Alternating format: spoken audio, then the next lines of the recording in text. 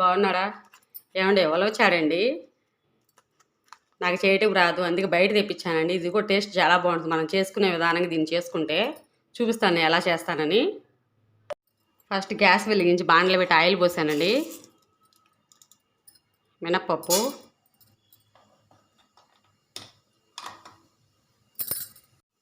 జీలకర్ర, ఆవాలు, ఎండుమిర్చి అండి, వెల్లుల్లి, కరివేపాకు, ఒక ఉల్లిపాయ, పచ్చిమిర్చి కట్ చేసి పెట్టానండి.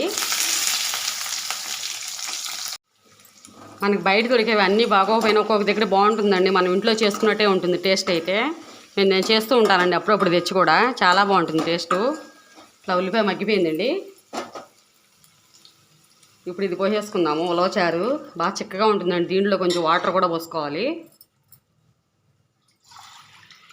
మీకు పులుపు కూడా చాలదండి, సరిపోతుందంటే ఉంచుకోవచ్చు. నేను చింతపండు గుజ్జు కూడా కొంచెం వేస్తున్నానండి. చింతపండు గుజ్జు కూడా కొంచెం పిసుక్కున్నాను. చింతపండు కొంచెం, పసుపు అండి. ఇవి కొంచెం బాగా తెల్లాలండి, టేస్ట్ అప్పుడే బాగుంటుంది. ఉప్పు అంతా కలిపి ఉంటుందండి, ఉప్పు చూసుకుని వేసుకోవాలి. అంటే బాగా తెల్లాలి, కొంచెం బాగా కలిపెల్లా మెరిగితే చాలా బాగుంటుంది టేస్టు. ఇంకోండి ఇట్లా చక్కగా మరుగుతూ ఉంటే చాలా బాగుంటుందండి టేస్టు.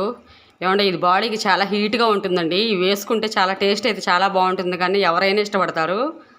మజ్జిగ కూడా ఎక్కువ తీసుకుంటూ ఉండాలండి, వేడి ఎక్కువ చేస్తుంది ఇది ఉలవచారు. టేస్ట్కి టేస్ట్, వేడి కూడా ఎక్కువగా ఉంటుందండి, హీట్గా ఉంటుంది బాడీ.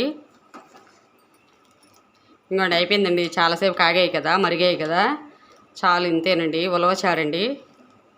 ఎంతో టేస్టీగా ఉండి ఉలవచారు. టేస్ట్ అయితే మామూలుగా లేదండి, భలే ఉంది. సూపర్గా ఉందండి. మీరైతే ఎలా చేస్తారు? బయట తెస్తే మరీ అంత చిక్కగా బాగోవండి, ఇలాగే బాగుంటుంది. ఇంత చూసి వెళ్ళిపోకండి, ఒక లైక్ కొట్టండి ప్లీజ్. లైక్ ఉలవచారండి.